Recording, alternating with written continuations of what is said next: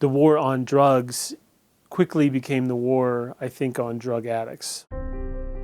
Because it isn't cocaine that goes to jail, it's the cocaine dealer and user that go to jail. You'll have people that'll come from what you would seemingly look at as, mom, dad, great family structure, great rules, great boundaries, and for whatever reason, when they pick up drugs and alcohol, it kind of fills a hole.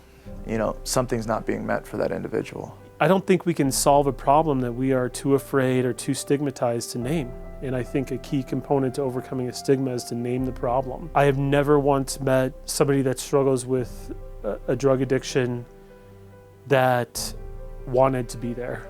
I've never talked to anybody who, when they were 14 years old and smoked marijuana for the first time, had thought forward all the way to putting a needle in their arm with heroin and methamphetamine in it. I think we see through this very narrow lens that says, hey, the people that have addiction are the folks that are on the street corner with the sign. Certainly that's an end set result for a lot of folks, but people in our program, these are great families. Oftentimes these are doctors' sons, lawyers' sons, business owners' sons. Addiction comes in all different shapes and sizes, and I think just as much as recovery doesn't discriminate, it's really an equal opportunity employer is the same with addiction. We're seeing folks in our outpatient program that are very, very important people per se. So I think we need to kind of leap past this anonymous idea of recovery, really speak out with what's going on, who we are, and what we've been able to accomplish. It doesn't matter what kind of family, what kind of upbringing, what neighborhood, what zip code kids are raised in, what high school they went to.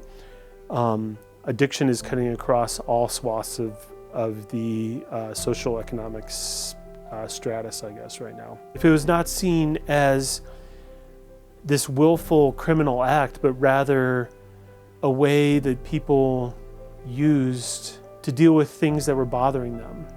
We kind of created our own stigma because we hung out in anonymous groups, in church basements. We didn't talk about recovery. It's that kind of anonymous attitude that keeps us stuck in that societal kind of plague of like, hey, let's just put addiction to the side, let's shame it over here, let's make it a moral failing, when in fact there's so many successful stories in recovery that I think there was a movie called Anonymous People that said, hey, if the 25 million Americans in long-term recovery speak out on this issue, we change it overnight. I think the way that we're going to begin to bridge this gap around the stigma of addiction is people that are intelligent, introspective, compassionate, passionate, but can also tell a story of addiction. That's what's going to begin to move the dial, continuing to bravely and boldly share their story at risk of personal consequence and judgment and repercussions.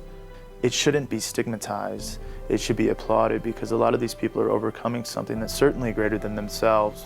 And not only are they overcoming addiction, they're going on to live happy and purposeful lives, which I think in the end is the most important. We just got these little coins about Peaks Recovery Services that we'll probably give to our graduates. But on the back it says, today is not a destination, but the beginning of a lifelong journey. There isn't a finish line, right?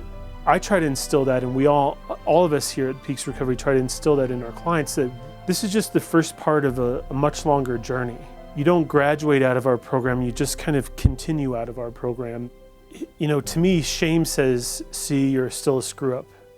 But grace and compassion says, okay, you stumbled a little bit and skinned your knee, like that was probably gonna happen, and let's pick up and move on. Like how do you go forward from here?